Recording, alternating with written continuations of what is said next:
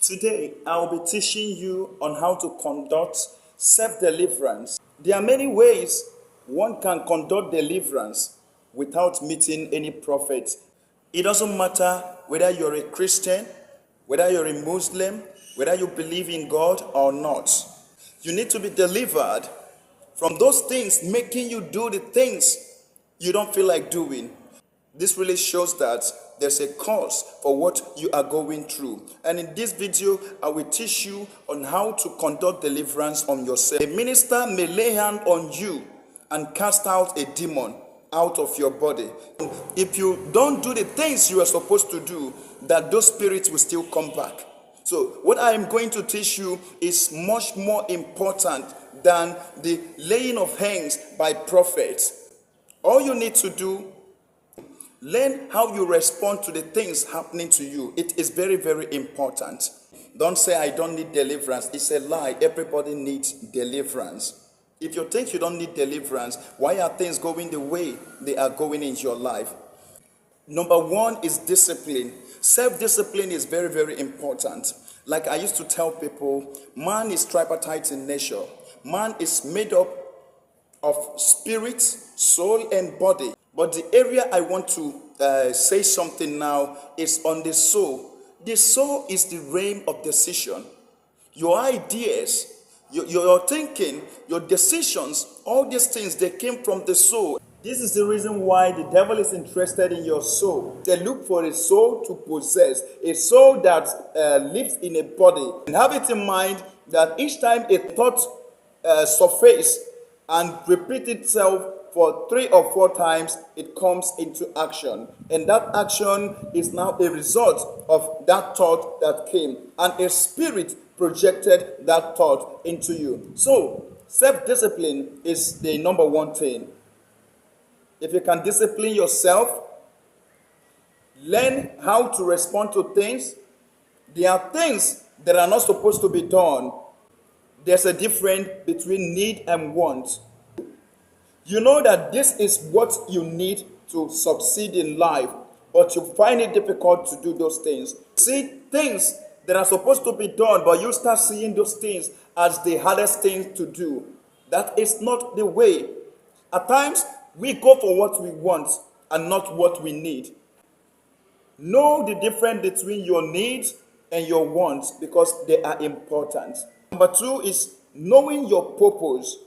That purpose is the reason why you're still alive. Without that purpose, you'll be dead. How do you discover your purpose? Discovering your gifts and talents. How do you do that? By asking yourself questions. What are my passions? What are those things I can do without observing the passage of time? What are those things I can do without even feeling hungry, without even being, bothered? And these are things no one taught you. Nobody taught you about them, but you do them more than the specialists. You do them more than the professionals in that field. But you've never been taught about these things. So these are your gifts. Now, what are those things you discover that you can do more perfectly than the people that are professionals in that field? These are your gifts. These are your talents. If you discover these things and work towards them, channeling all your daily activities in things that will end up bringing more of this gift and talent in you. No power would be able to stop or hinder you. Another thing is the word of God. We all know that every family has a pattern.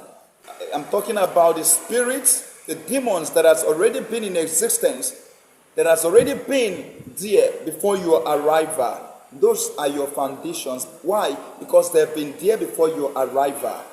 Digest it. And there are many ways one can get disconnected from them.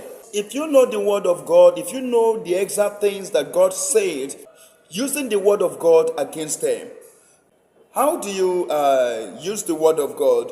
Number one thing, I want to let you know that the word of God is God himself. How does this work? Get connected to the Word of God.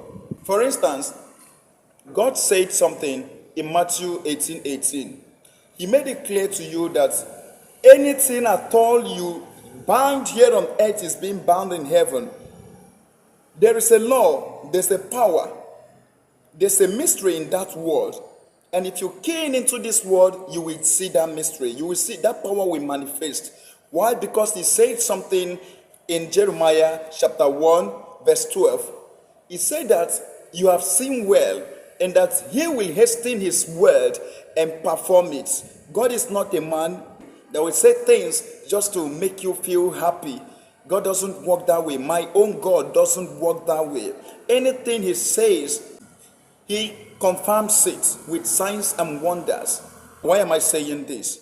God says something in Matthew 18:18 that whatsoever thing you bind here on earth shall be bound in heaven. Let me say something pertaining to this. What are the secrets behind the charms that native doctors are doing? They brought one or two things, they bind it together. What are they doing?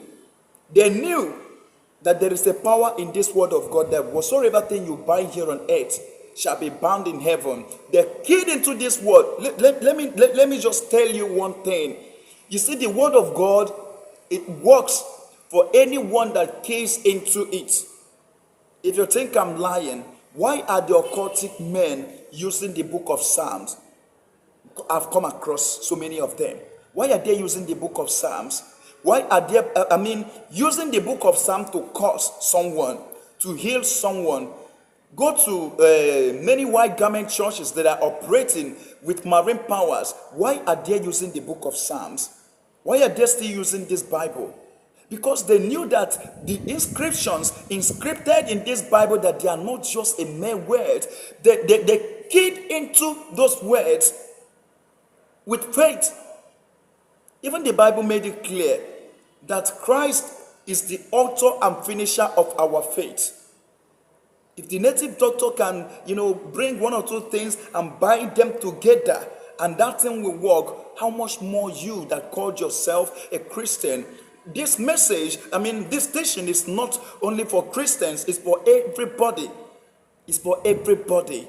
So the Bible said that in Matthew 18:18 that anything you bind here on earth shall be bound in heaven, and anything you loose here on earth shall be loosed in heaven. Have this in mind. It's not that rubbish that the native doctor tied that is the sham. It was the utterance, the words that was proceeding out of his mouth that is the actual sham there, because this word is a spirit. And the moment you get to know about this, the better you will see things working perfectly for you. So God said in Matthew 18:18 that anything at all you loose here on earth shall be loosed in heaven. If you can use this word of God each time you are praying, you remind God of this word, and you tell God that you are losing yourself from any bondage you've been into, maybe knowingly or unknowingly. Any connection you've gotten yourself connected to that is now working against his will in your life, that you are losing yourself from it. God said plenty of things. In Matthew chapter 10 verse 1, he didn't say Christians. He said that he gave you power. He gave you power to heal all manner of diseases and sicknesses and to cast out unclean spirits. This word works for anyone that believes in it. Luke 10:19, he said something that he gave you power over snakes, scorpions. When he mentions snakes, he's talking about any spirit operates with water. He's talking about marine spirits. When he mentions scorpions, he's talking about other powers. And he said power over the enemies. This really shows that he gave you power over anybody that will declare himself an enemy to you, over anything that have declared himself an enemy to you. He said he gave you power over them. Another way and another thing, let me just say another thing. He said something in Mark 16, 16, 17, and 18. He said that if you believe, just believe in his name.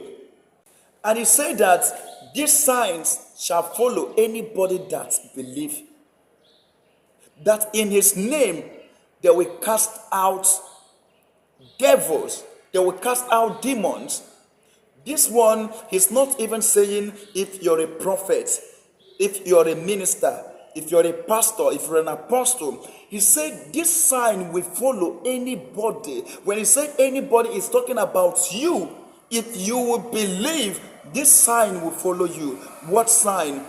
The sign to use his name and cast out devils, demons. Believing is another means of self-deliverance. As you do this, just do this, practice this, and see changes in your life. I am hoping to get a result. Please share this video, but before then, like the video, share this video, subscribe to my YouTube channel.